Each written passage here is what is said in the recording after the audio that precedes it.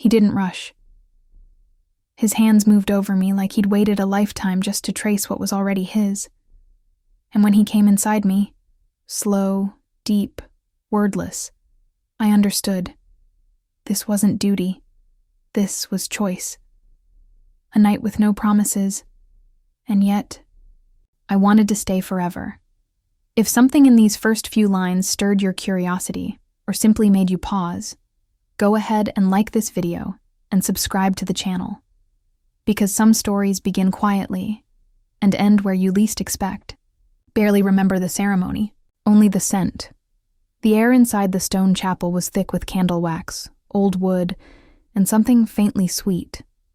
Cinnamon, I think. My mother used to simmer cinnamon sticks in tea every winter. That warmth had nothing to do with today. The chapel was silent except for the priest's voice and the crackle of a draft slipping through stained glass windows. I stood in white lace. I had stitched myself, hands trembling under the weight of cold metal cuffs disguised as wedding rings. Dominic, Velesco didn't smile. He stood tall, still, in a black suit that fit like armor. His eyes, sharp and distant, never once settled on me. When the priest asked if he would take me as his lawfully wedded wife, he simply nodded. No hesitation, but no warmth either. I was a solution, an agreement, a name on a line, and I said yes, because I had to, not because I loved him. I didn't. I hardly knew the man, but I knew what he held over us. My father's debt. Over $600,000 in defaulted loans. The kind that destroyed not only reputations but families. My mother's medication, the house we still lived in, my little brother's school tuition. They all stood on the edge of a cliff, and Dominic was the man holding the railing. Marry her, he'd told my father 2 months ago, his voice like cold steel over polished mahogany. Or lose everything. And now, I stood in a chapel as Elena Grace Velesco, wife of a man who hadn't spoken 10 full sentences to me. When it was over, no one clapped. No bouquet was thrown. No photos taken. The staff began blowing out candles before we had even left. The altar. I walked down the aisle alone. There's something people don't tell you about marrying out of necessity. It doesn't just bind your future. It redefines your past. That night, in the bridal suite, cold and immaculate with its velvet chairs and antique fireplace, I sat on the edge of the bed in silence. The dress clung to my skin, the pins digging into my scalp. I didn't cry. I didn't feel much of anything, until I saw the letter. It was tucked inside the drawer of the dressing table, hidden beneath a folded linen napkin. Yellowed at the corners, tied with a red silk ribbon I instantly recognized. My mother's. She always kept it in her sewing box to mark the special threads. She used that same ribbon the night she taught me to stitch French seams. My hands shook as I unfolded the paper. Her handwriting, curled, careful, rose from the page like a whisper across time. If you are reading this, my sweet girl, it means you've done something I never wanted for you, but perhaps something I always knew might happen. If the man you married is Dominic Velesco, then I need you to listen carefully. He is not what he appears, not only cold, not only powerful. I once knew a boy behind those eyes. He tried to hide his pain by controlling everything, including love. Don't hate him too quickly. And don't let your heart grow silent, even if his seems made of stone. Mom. I sat there for a long time, letter in my lap, the scent of cinnamon still lingering in the air like memory. I wanted to ask her what she meant, how she knew him, why she'd never told me. But she wasn't here to answer. She was in a care facility, tucked beneath white sheets, her mind drifting further away each month. Alzheimer's. That's what the doctors called it. I called it a slow goodbye. Maybe that's why I agreed to this marriage, because part of me thought I was already losing. So much I couldn't bear to lose her dignity too. Marrying Dominic wasn't noble. It was desperate. Quiet. Heavy. And yet, reading her letter, something shifted. Not softened exactly, but cracked. Just enough to let in the possibility that maybe, just maybe, this wasn't the end of my story. Or hers. Or his. I looked up, at the mirror. My reflection stared back with unfamiliar eyes, tired, afraid, but still mine. I set the letter aside, rose and walked to the window. Outside, snow had begun to fall. It touched the stone pathways like forgiveness. Somewhere in the vast mansion, Dominic Velesco was probably drinking his scotch in solitude, the way men like him always did in novels. Brooding, dark-eyed, haunted by choices. But this wasn't a novel. This was my life, and I had just stepped into the first chapter of it. Not as his wife by love, but maybe, just maybe, someone who could learn what it meant to be more than a bride bought with debt. Maybe I could be the woman who made him remember what it felt like to be real. The first morning I woke up as Elena Velesco. It was snowing. So hard the world looked erased. From the tall windows of my new bedroom, I could see only endless white and the outline of the pine trees in the valley below. The walls around me were soft gray, paneled in walnut, with built-in bookshelves and long velvet curtains that swallowed sound. It was a beautiful room, one you might imagine for a young duchess in a European winter tale. But it was cold, in the way things become cold when they're untouched. The bed was too wide for one person, but I had slept in it alone. There was no knock, no good morning, no tray of breakfast or sound of footsteps in the hallway. Dominic had not come to the room, and I hadn't expected him to.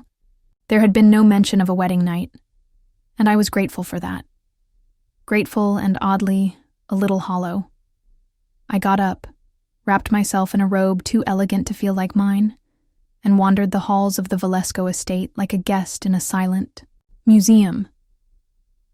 Each room had its own scent: cedarwood, old books, lemon oil.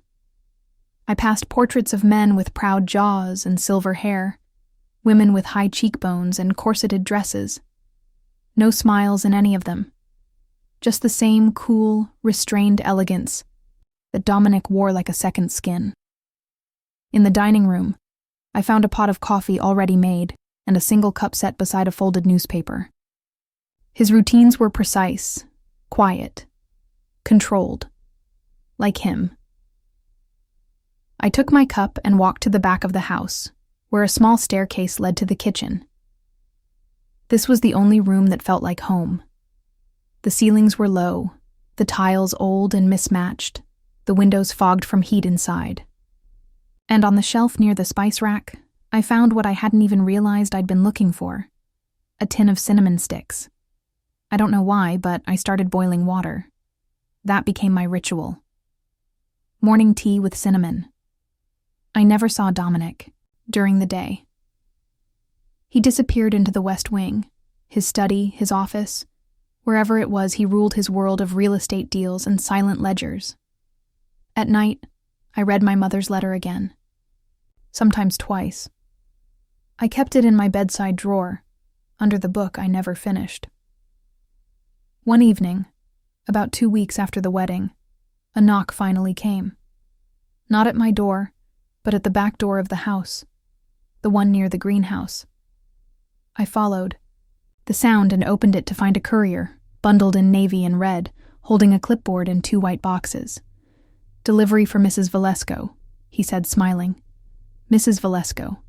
That name still sat on me like borrowed clothing. I signed. Inside were medical invoices. My heart dropped as I flipped through them. Pages of hospital summaries, pharmacy charges, long-term care costs for my mother's facility. Dozens of line items. Thousands upon thousands of dollars. Then I saw the stamps in the corner. Paid in full, and not just recently. These bills had been paid 6 months ago. Before the wedding. before the proposal, before the debt was even mentioned. Dominic had been paying for my mother's care behind the scenes all this time, without telling me, without asking for anything. I sat at the kitchen table, the invoices, spread out like puzzle pieces, and stared into my cup of tea, now gone cold. What kind of man does that? I had thought he married me to protect himself, to settle a debt, to seal a transaction. But this wasn't obligation. It was something else. Not love, perhaps, but not calculation either. He had done it quietly. No recognition, no thanks. Expected. I thought of the line in my mother's letter. Don't hate him too quickly. That night, for the first time, I looked for him. I found him in the library, the fire glowing low. He sat in an armchair by the window, book closed in, his lap, not reading, just thinking. He looked up when I entered, eyes registering surprise, but not annoyance. I received some paperwork today, I said, my voice soft but steady. From St. Augustine's care home. He didn't move. He didn't explain. You paid for her, I continued. All of it. Even before you knew I'd say yes. He leaned forward, elbows on knees. She once saved me, he said simply. Years ago, when I didn't think I deserved saving. I waited, but that was all he offered. I didn't know, I whispered. Why didn't you tell me? Dominic shook his head, his gaze turning back to the fire. Not everything needs to be said to be true.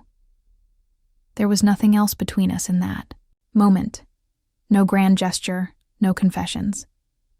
Just the silence of two people sitting in the same room, breathing the same air. No longer strangers, but not yet something else. I left him there, the light of the fire flickering against his cheekbones. He didn't follow, but he didn't need to. Something had already followed me back upstairs. Something quiet, warm, and slow. A seed, maybe, of understanding. Or something that might one day grow into love. My mother passed on a Sunday morning. The nurse called just before dawn, her voice careful but calm. She slipped away in her sleep. Peacefully. I sat at the edge of the kitchen chair, holding the receiver like it might slip through my fingers. Dominic was already awake. He stood across the room, a black mug in his hand, steam rising like a silent witness. I need to go, I said quietly. He nodded. No questions. Just a coat already in his hand, and the car warming up before I even found my shoes. We drove in silence, the highway still dark, headlights slicing through the Oregon fog like memory through grief. I didn't cry in the car. I stared out the window, watching trees blur into each other, my reflection faint in the glass. I thought about her hands, always in motion, always busy with thread or a spoon or my hair. I remembered how she hummed when she worked, not a song but something softer, like comfort made into sound. The hospice room was still warm when I arrived. She looked like she was sleeping. Her hands were folded on her chest, and someone had tucked a cinnamon stick under her pillow. I broke then, quietly, completely. Dominic waited in the hallway. I didn't ask him to come in, and he didn't try.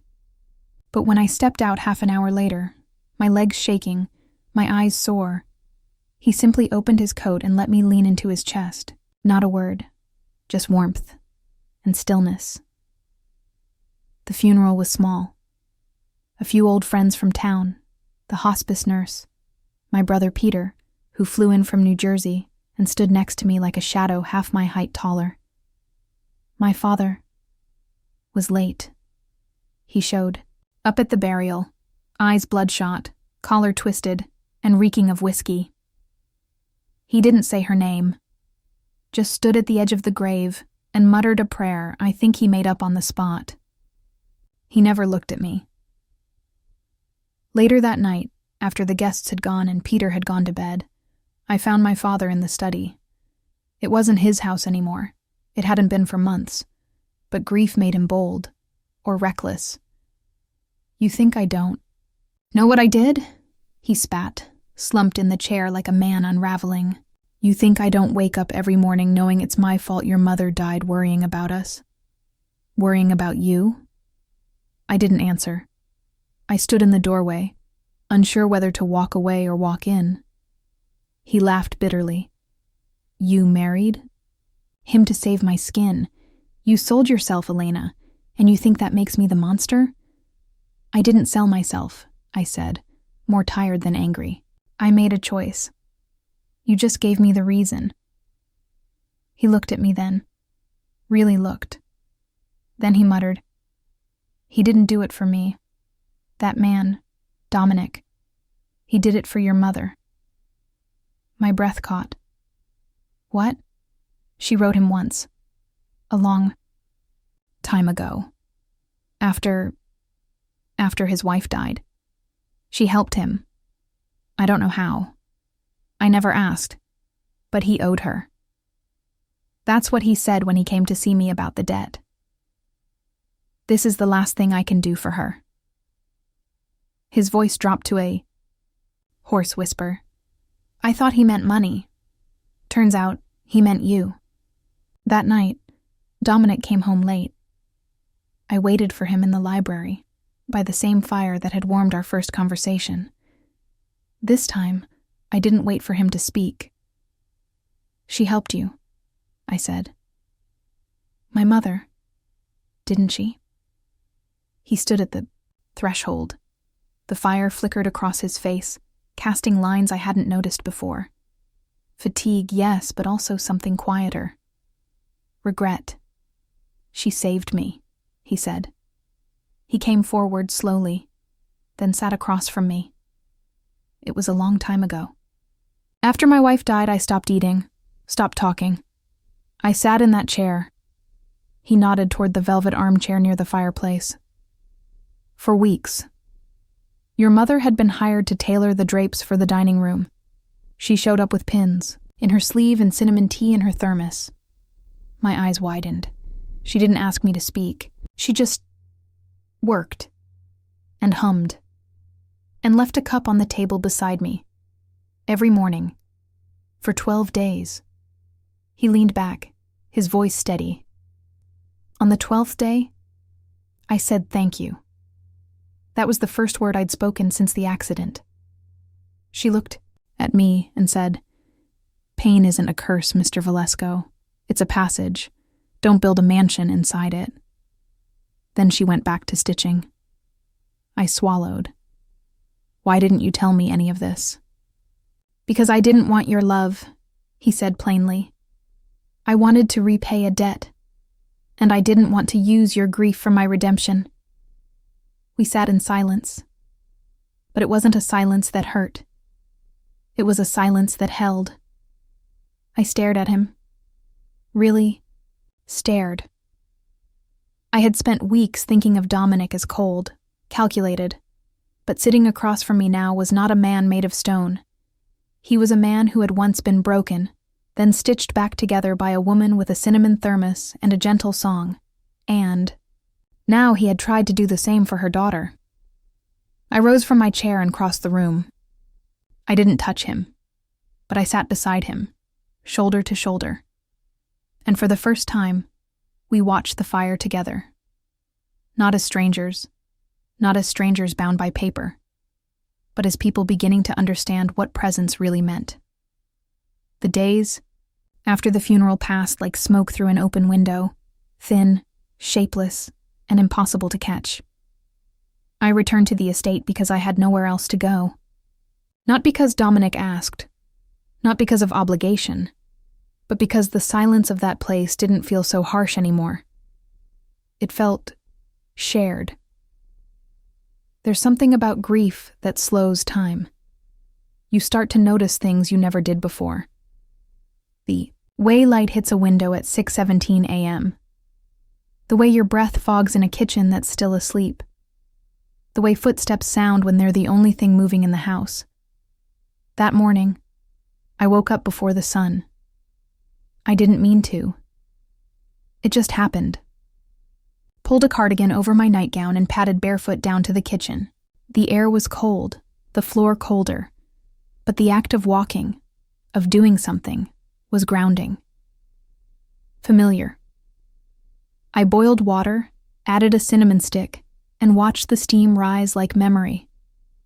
It was the only routine I had left from before. A small rebellion against everything that had changed. I was stirring quietly when I heard the floorboard creak behind me. I didn't turn. I didn't have to.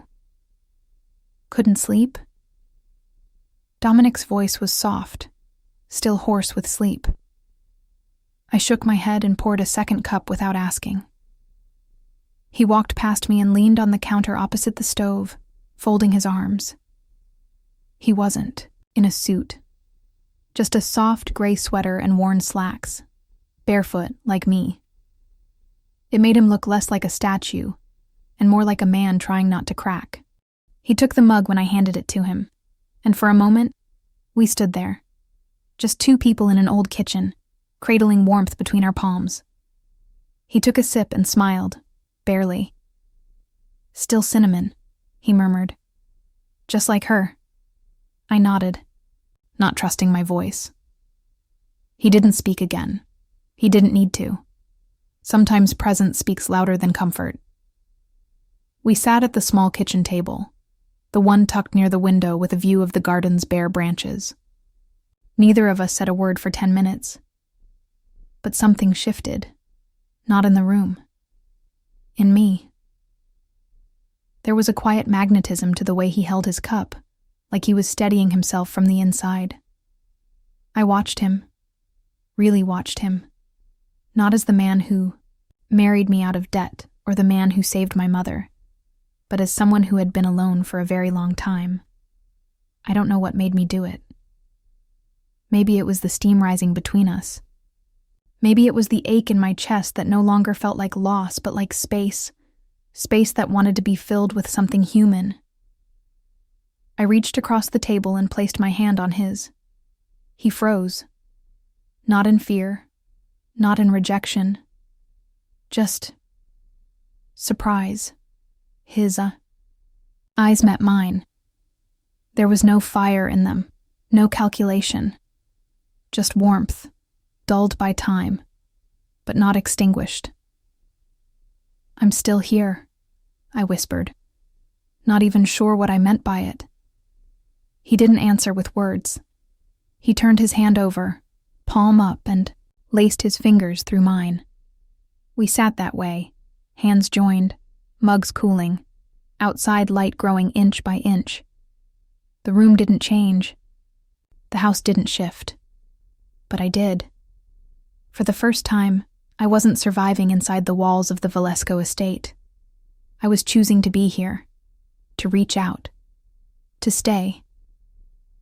Later that morning, I returned to the sewing room at the back of the house. It had been unused for years, but I found a box of my mother's things, her measuring tape, her thimble, even the small pincushion shaped like a tomato I'd always loved as a child. I brought them upstairs and arranged them by the window. Dominic found me there in the afternoon. "You're sewing again?" he asked gently. I nodded. I think she would have wanted that. He stepped closer, hesitating. "I want to give you space, Elena, but I also want you to know I'm here, not as an obligation, not anymore." I turned to face him. The sunlight caught the gold flecks in his eyes, and for once they looked tired. Human. Honest. "I know," I said. "That's why I'm still here too." We didn't touch. Not this time. But there was something in the stillness between us that felt closer than contact. It was no longer about owing, or rescuing, or repaying. It was becoming something else, entirely. That night I wrote in my journal, a habit I'd lost since the wedding. I wrote, "Today I touched his hand and didn't pull away, not because I had to, Not because I wanted to understand him, but because for the first time, I felt understood. I didn't know what would happen next, but as the wind brushed softly against the window panes and the scent of cinnamon lingered in the folds of my sweater, I felt the first stirrings of something like peace. The box smelled like her, that faint blend of cedar, lavender, and old thread, the scent that had always clung to her sweater sleeves and the folds of her apron. It was tucked away in a forgotten corner of the upstairs linen closet, beneath a stack of unused quilts. I found it on a morning too bright for grieving, when my fingers needed to touch something real. It wasn't a fancy box, just smooth cedar wood, hand-sanded, with brass hinges slightly tarnished, and a name etched faintly on the bottom. Margaret. Grace. My mother's name. Inside I found buttons, hundreds of them, sorted by color and sewn onto tiny scraps of fabric. Her old glasses case, a rosary, a handkerchief embroidered with my initials, and wrapped in tissue paper, a sealed envelope addressed in her hand, to the man who loved my daughter in silence. My breath caught. I stood there, barefoot on the wooden floor, heart pounding like I'd stumbled upon something sacred. I hesitated. For a moment, I wondered if the letter was meant for Dominic, or someone else. But I knew. I had always known. I sat down at the foot of my bed, carefully unsealing the envelope. The paper crackled, soft, yellowed, warm from memory. Her handwriting was steadier than in the later years. This had been written with full clarity. Intention. You may never read this, or you may only read it when you believe you failed her. If so, let me say this first. You haven't, Dominic. Thank you for loving my girl the way you loved your grief. Quietly, without display, but with depth, I could feel even when you said nothing. You have always carried love like a secret. But secrets weigh, don't they? If she's with you now, if she's reading this beside you, please do not wait another year to tell her what you feel. She is her mother's daughter, strong, loyal, and too quick to give herself away without asking. What she deserves in return, give her honesty and warmth, and the space to choose you freely, not as payment, not as gratitude, but as a woman ready to belong. You owe me nothing, but you owe her that. Margaret Grace. I folded the letter back with trembling fingers, tears sliding down without warning. It wasn't just a blessing. It was a charge. A mother's final ask. And suddenly I realized something I hadn't been brave enough to face before. I had been falling for him. Not the man in suits. Not the rescuer of debts. But the man who sat with his grief like it was furniture. Who drank tea without sugar because that's how my mother made it. Who touched my hand like it meant more than any vow. He hadn't spoken his feelings, but she had seen them. Long before I did. That evening, I waited for him. Not in the kitchen, or the sewing room, or the firelit library. I waited by the garden window in the east hallway, the one my mother once said had the most honest light.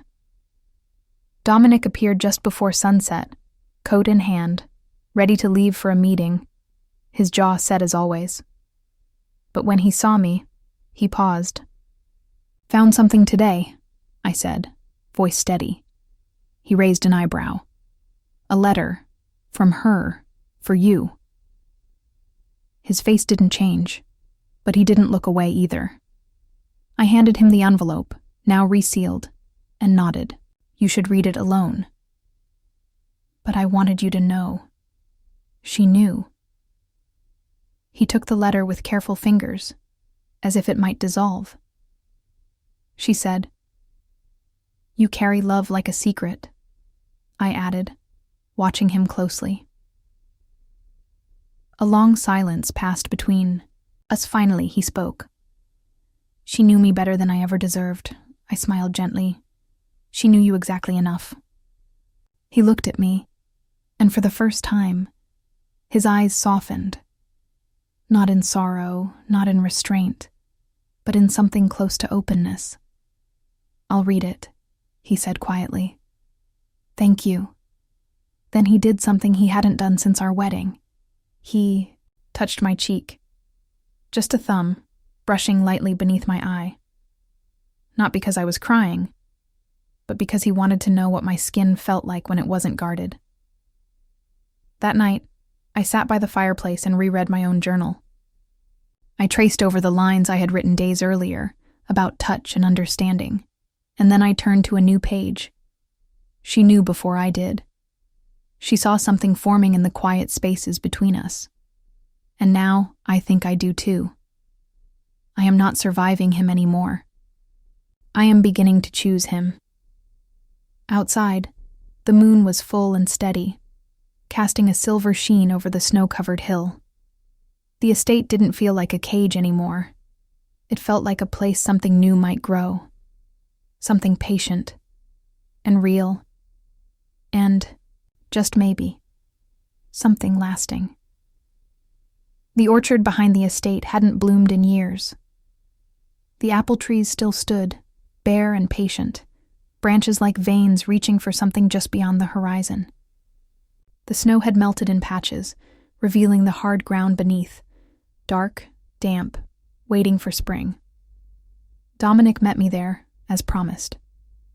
He wasn't wearing a coat, just a navy sweater and gloves, and somehow the cold didn't seem to touch him. We walked in silence for a while, boots crunching softly on the frost-bitten path. The sun was low, casting long shadows across the slope. Orange light caught in the spaces between branches, stretching the trees like ghosts into the snow. He was the one who spoke first. "I planted these trees the year after Clara died. I stopped walking." Clara, his wife. The name he never spoke. He kept his eyes ahead, voice low and even. We'd bought the estate together just 6 months before the accident. She wanted an orchard. She said it would remind her of her childhood in Maine. I thought it was impractical. I said trees take too long to grow. A faint smile tugged at his mouth. She said that's what made them worth planting. We kept walking. My chest felt tight, not from jealousy, but from something more complicated. Reverence, maybe. The sense of touching a memory not your own. "She died in a car accident," he continued. "Coming home from the market. It was raining. A truck ran a red light. It was instant. I didn't interrupt, just listened. She was the light of every room," he said. "And when she left, the house went dark." He paused. "I left the orchard alone after that. Never touched it again. A wind moved between us. I tucked my hands into my coat, heart aching not just for him, but for the version of him that had once loved without fear. She was a good woman," I said gently. He nodded. But I didn't know how to grieve her. Not properly. I turned silent. Hard. I stopped living in rooms that had memories in them. And that's when your mother showed up. We had reached the edge of the trees now. The light was gold, spilling across his face like a benediction. For the first time, he looked younger, not in age, but in spirit, like someone beginning to shed an old skin. "She didn't ask questions," he said. "She didn't try to fix me. She just showed up every morning and made tea, cinnamon and honey, left it by the chair." "I know," I whispered. "She wrote about it. She remembered everything." His eyes shifted to mine.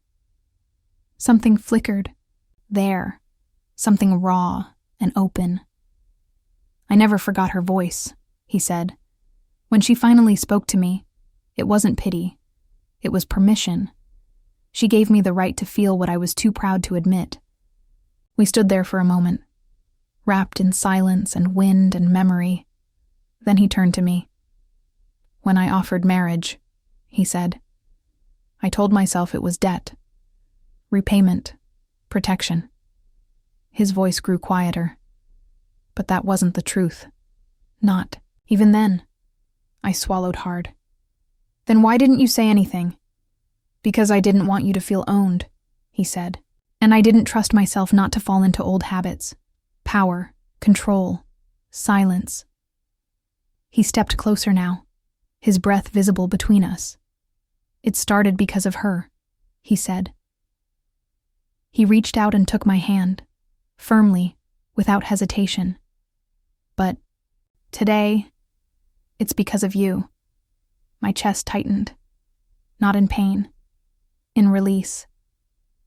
Something unspoken broke open inside me. Something that had been waiting since the day I walked down the aisle to a stranger. I held his hand tighter. I don't need a reason anymore, I said softly. I just need a place to begin. He nodded, and we stood there, beneath the bare orchard, as the last light of the day melted over the hills, our shadows touching before our lips ever would. Later, that night, I sat at my sewing table, staring at the spool of thread in my hand. The last time I used it, I had been making a veil I never truly believed I'd wear. Now, I threaded the needle slowly, steadily, not to finish something, but to begin. He left the papers on the windowsill. I found them just after breakfast. No note, no explanation, just a cream-colored envelope with my name written in his familiar, precise hand. Inside were 2 documents: an annulment agreement, unsigned, and a letter stating the original marriage contract was dissolved effective immediately. I sat in the garden room, the light soft across the tiled floor, holding that envelope like it might catch fire. No obligation. No contract. No more owed debts. Just me. And the choice that now belonged entirely to me. I didn't look for him until evening. All day, I moved through the house as if it were breathing differently, lighter, looser, as though something heavy had finally unclenched. The past few weeks had shifted more than just feelings. They'd rearranged my memory of him. Dominic was no longer the man at the end of a transaction. He was the man who brewed cinnamon tea, who stood silent beside a grave, who listened more than he spoke, who let go before he ever demanded. And now he had let go of me, not to lose me, but to offer me space to stay, if I wanted. I found him at dusk, outside by the orchard again, dressed in a navy coat, collar turned up against the wind. He was trimming dead branches, piling them neatly beside the fence. His sleeves were pushed up, revealing strong forearms dusted with bark. He didn't hear me approach, or maybe he did and said nothing.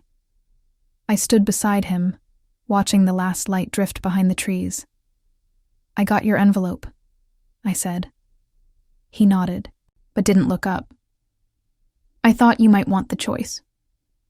"I do." Another branch snapped beneath his blade. He moved carefully, like someone undoing a knot. "But I'm not signing it," I added. That made him pause. Slowly, he turned toward me, the setting sun touching the side of his face like a brushstroke. "You're sure?" I smiled, not with drama, but with quiet certainty. I was waiting to feel free so I could choose. And now I have. I choose this. I choose you. Not because I owe anything. Because I want to start again. His shoulders lowered. Not in relief, but in reverence. We didn't embrace, not yet. Instead, he bent down, picked up a small branch, and held it out to me like an offering. "Then let's plant something," he said. That night, we hosted our own ceremony. No guests, no music. Just the 2 of us, and a pot of cinnamon tea, on a tray. He brought out a small bouquet of wildflowers he'd gathered from the edge of the estate. I wore a soft cream dress I had sewn myself weeks earlier, with tiny embroidered leaves around the sleeves. He wore no tie. We stood in the middle of the orchard, the moon rising behind us, and said nothing rehearsed. I poured the tea into 2 chipped cups and handed him one. To beginnings, I said. He clinked his cup to mine. To choices freely made. We sat on the bench under the old pear tree, the same bench that had once sat unused for years. Now it held the weight of 2 people choosing to stay, without force, without fear. Dominic reached into his coat and pulled out something small. It was a ring. Simple. Silver. No stone. It was my grandmother's, he said. She gave it to my mother. My mother kept it in a box she never opened after my father died. He looked at me, no theatrics in his voice. I don't want to give you something new. I want to give you something real. Something old. Something that's lasted. He slipped the ring onto my finger. No ceremony, just intention. I touched it gently, feeling the faint ridge of time worn smooth along the band. I didn't bring you anything, I said. He smiled. You brought yourself. That's more than enough. Later, we returned to the house hand in hand. The hallway was dim, the sconces flickering low. I stopped by the cedar box, still open on the dresser, my mother's thimble catching the light. Turned to him. She would have liked tonight, he nodded. She would have asked for a second cup of tea. We laughed, softly, together. And it wasn't grief anymore. It was memory. Alive. Shared. That night I didn't write in my journal. I didn't need to. Some moments are too whole to be captured. They ask only to be lived. I didn't light the fire that night. The room was already warm from the afternoon sun, and I didn't want anything burning except what was about to happen between us. The bed was turned down. The lamps were dim. The window cracked slightly to let in the scent of pine from the hills. He knocked once, but I'd already left the door open. Dominic stepped inside without speaking. He was in a black t-shirt and linen, pants, his hair slightly damp from a shower, and for once he looked uncertain, not guarded, not cold, just human. I stood by the window in a simple cotton nightgown. No silk, no lace, no pretense. I wanted him to see me the way I was, and I think he did. His eyes moved over me slowly, not as a man claiming something, but as one approaching something sacred. Are you sure? He asked. I nodded once. Yes. Not because of a contract. Not because we're supposed to. Just because I want to. He came closer. Not rushed, not hesitant. His hand brushed mine, and when I didn't move away, he took it fully. We stood there for a moment, hand in hand. Quiet. Present. Then I led him to the bed. He kissed my shoulder first. Not my lips. My shoulder. Bare, where the gown had slipped slightly down. His mouth was warm, careful. Then his hands found my waist, both of them, and held me still as he pressed his face gently into my neck, just breathing me in. I slid my hands under his shirt and lifted it. He let me. I touched his skin, warm, solid, real, and felt the breath he drew when my palms skimmed his ribs. He took my gown off next, slowly, not like peeling something away, but like unfolding it. Like unwrapping something that wasn't fragile but worthy of care. We were naked, but we didn't rush. He kissed my collarbone, then the center of my chest, then the soft skin just beneath. His hands followed, tracing down my sides, learning. Me by feel. I gasped once and he paused. Okay? He asked. Yes, I whispered. More. He kissed down my stomach, then back up, hands spreading across my hips. I pulled him up to me, face to face. Then I touched him, fully. No mystery. Now, no shame. He groaned softly, forehead resting against mine. We climbed into bed together, sheets cool against our skin. He settled between my legs and waited, holding himself above me, his gaze locked to mine. "Still sure?" he asked again. "Yes," I said. "I want this." And then he entered me, slowly, carefully, fully. I gasped again, not from pain, but from the fullness of it, the realness. His hands gripped mine, fingers interlaced above my head on the pillow. He moved slowly, deep, even. I matched him, body rising to meet his.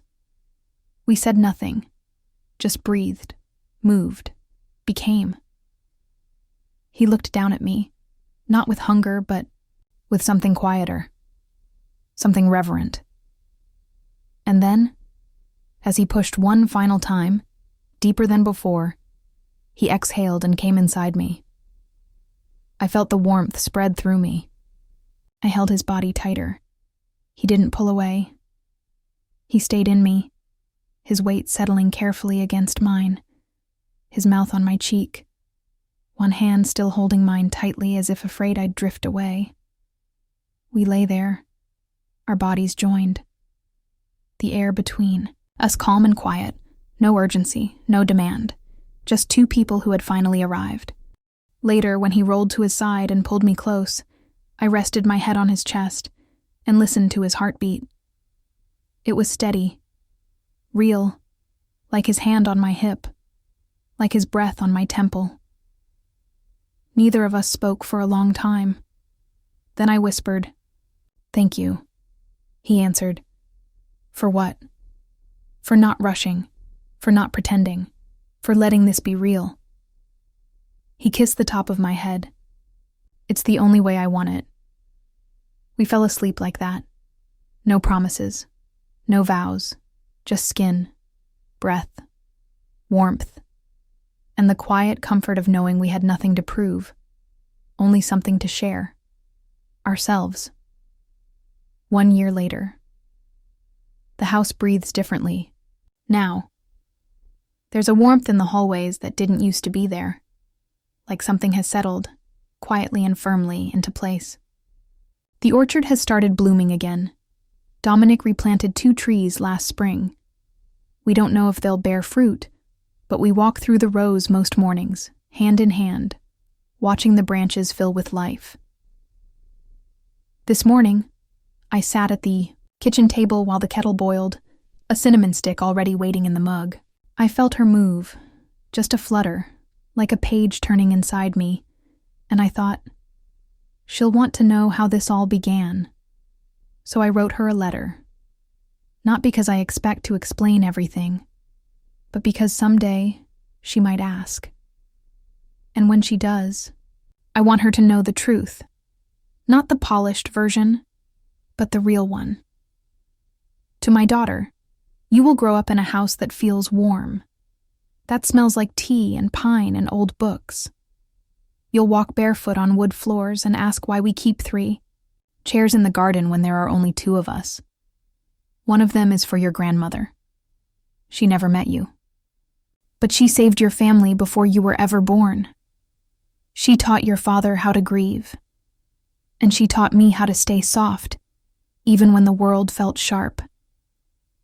I married your father before I ever loved him. I married him to save my family. And then, slowly without realizing it, I began to save myself. From fear, from silence, from the idea that love has to arrive with fireworks. Sometimes love shows up quietly. Sometimes it makes tea. Sometimes it waits. Your father waited. He let go of me before I asked him to. And in that space, I chose to stay. I hope one day when love comes to you, it feels like peace. Not a storm to survive, but a place to rest.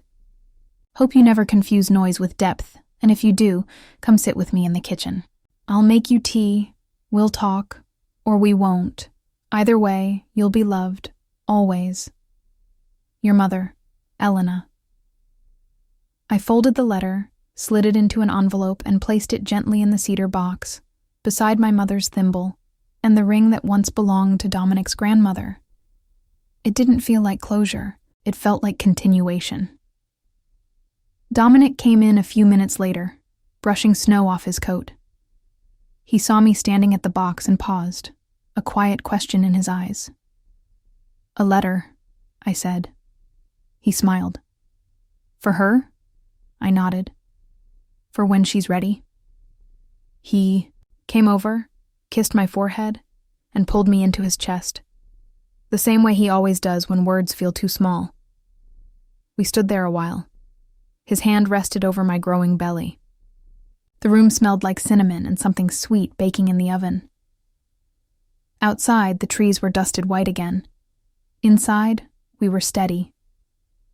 Later that afternoon, we sat by the fireplace, watching the flames dance. The windows fogged gently with the weight of warmth meeting cold. Dominic reached for my hand, as he often does without thinking. I squeezed it and laid my head on his shoulder. "Did you ever imagine this?" I asked. He took a breath. "Not like this. Not with so much stillness." "Is that a good thing?" "It's the best thing," he said. "Because it's real." We didn't say more. We didn't have to. That night, as we got ready for bed, I looked out across the orchard one last time. A full moon cast long shadows across the snow, and for a moment, I could almost see her there, my mother, standing beneath the pear tree, arms crossed, smiling just a little. I whispered a thank you, not just for Dominic, not just for the life I had now, but for the silence she taught me to trust, for the way she loved me without noise, for the courage she gave me to begin again, when all I had was a name, a dress, and a broken version of myself. As I slipped into bed beside the man I now loved without hesitation, I rested one hand on my stomach and one against his chest. His breathing slowed. Mine followed. And together, we drifted, not into sleep, but into something softer, something lasting. If this story touched something in your heart, even just a moment of quiet, a familiar image, or a feeling you didn't quite expect, please like this video and subscribe to the channel. Every subscription helps us keep telling gentle, heartfelt stories, just for you. Thank you for staying until the very last word.